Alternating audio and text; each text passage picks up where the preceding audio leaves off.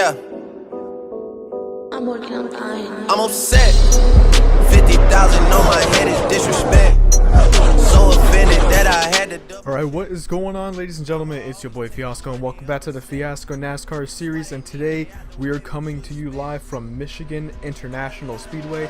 On pole today we have Los Fiasco, followed by Tim Wilson, Kenny Callaway, Eric Lopez, Sean Rodriguez, Jason Sambone, Alex Cooper, Caruso Kruzmaki, Jade Pagan, and Bob Ross rounding out the top 10.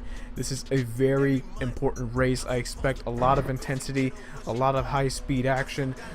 Speeds are going to be reaching 210 miles per hour reaching these corners, and in the championship standings, Eric Olsen is on top only by 9 points ahead of Jose Hernandez, and right behind Jose Hernandez by 5 points is Kenny Callaway in that 88. You see him starting third right there as the green flag drops right behind Los Fiasco.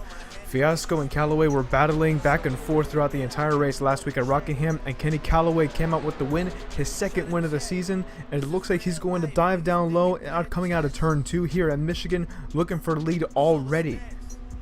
These guys are going to be side by side going into turn 3. Sean Rodriguez is in the middle looking to make it 3 wide. This is a very tricky track. If you run up high, you're going to lose momentum. The sweet spot is hitting that low middle part of the groove and then sliding out, getting that middle of the turn push, and that way you get the maximum amount of speed coming out of the corner. You see Kenny Callaway barely leading that first lap. Doesn't really matter all too much. We don't have bonus points in this series yet, but we will next season. And you see in lap 2, Torkelo Smickles was able to take the lead on the backstretch, but Kyle Bunch was able to fight back and lead the lap. You see these guys are running 4 wide in Michigan. These guys are not afraid to get a little wild here in Michigan. These guys are just fanning out all over the place. A lot of intense racing. You see Manny Benegas pushing Torkelo Smickles way up the track. They're able to keep it going. But you see behind them, chaos ensues. Jade Pagan is dead. He's in the wall. He's in the catch vents. Absolute mayhem happening coming out of turn 2 here at Michigan. Alex Nieto, heavy damage. Jade Pagan went absolutely flying. Press F for respects for that boy. I don't think he's coming out of that car alive. That was ridiculous. More cars are more involved. Freddie Martinez wrecked again. Tim Wilson is running way behind. He probably got a piece of that. Eric Olsen's running behind. He might have gotten a little bit of that, and that might hurt his results for this race. We hop on the replay, just not enough room to go around. These guys are pushing 4 wide. Tim Wilson had too much momentum coming out of turn 2, pushed up against the 11 of Alex Nieto, and that sent the 56 of Jade Pagan absolutely flying almost out of the track. That catch fence is the only thing that kept him in track, and he's just spinning like a Beyblade across that backstretch at Michigan. Absolute insanity. The 17 of Sean Rodriguez had a great start, but wound up getting involved in this. You see the 00 of Alex Cooper, the winner at Talladega, gets destroyed. Hop on board with Jade Pagan.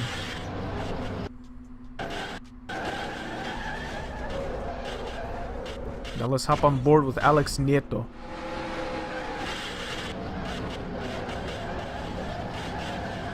Hopping on board with Sean Rodriguez.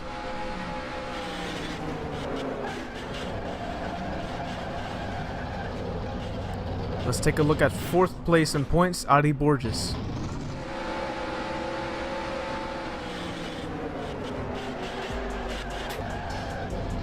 Now we'll hop on over to our points leader, the number 8 of Eric Olsen.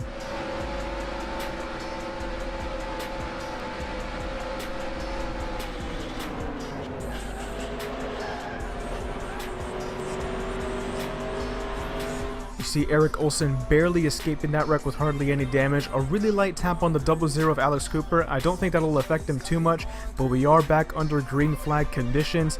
That was probably one of the most violent wrecks I have ever seen in the Fiasco NASCAR series. I might just have to do a video where we rank the worst wrecks of the season from top to bottom, because we had a huge wreck at Daytona, a massive one at Texas, if you guys remember that one. Cameron Barrero dang near died in that wreck. And now we have this one at Michigan, where Jade Pagan again gets sent flipping. He's taking the hardest licks I've ever seen. And you see Jason Sambone pushing hard, coming out of turn 4, taking the lead from Chris J. But right behind him is 2nd place in points Jose Hernandez. Jose really needs to have a good race here in order to be in prime position for the championship when we head to Miami next race.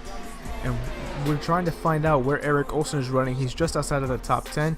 You see these guys are running 3 wide coming out of turn 2. Torculo Smigums, Bubba Means, and you see there's trouble for Eric Olsen coming out of turn 2. Dario Perales comes up on him. Either that or Eric Olsen came down on him.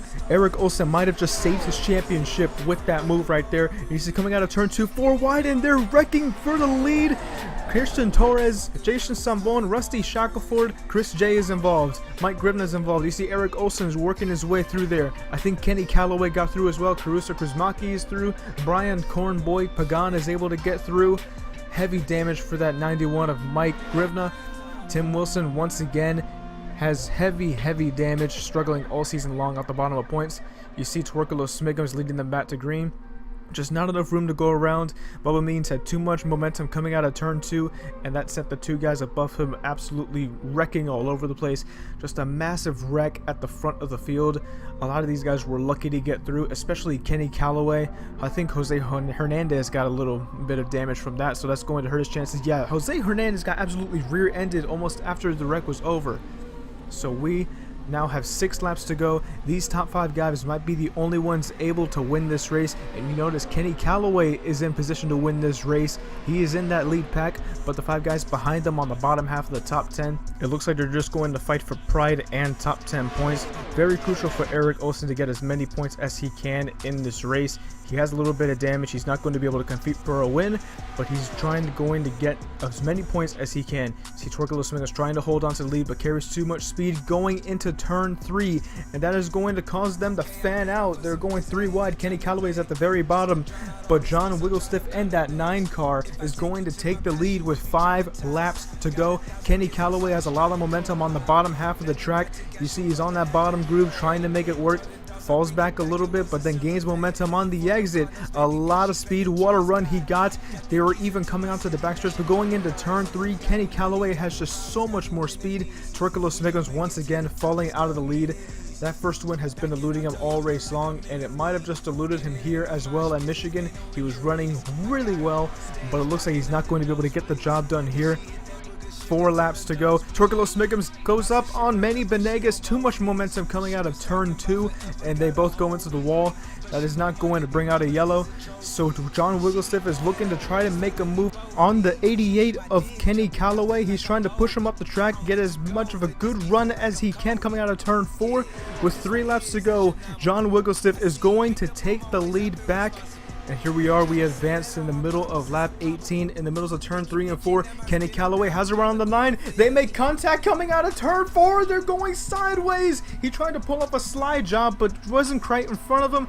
Kenny Calloway, a dirty pass, makes it work, and they are side by side on the front stretch. And going into turn 1, Kenny Calloway is able to clear him.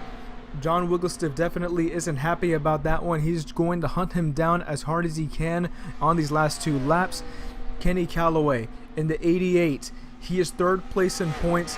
He is on the last lap here at Michigan. If he gets this win here, this will definitely shake up the points heading into Homestead, Miami. Can he get it done on the backstretch? He just has 2 corners left. He can become the first ever FNS driver to get back-to-back wins.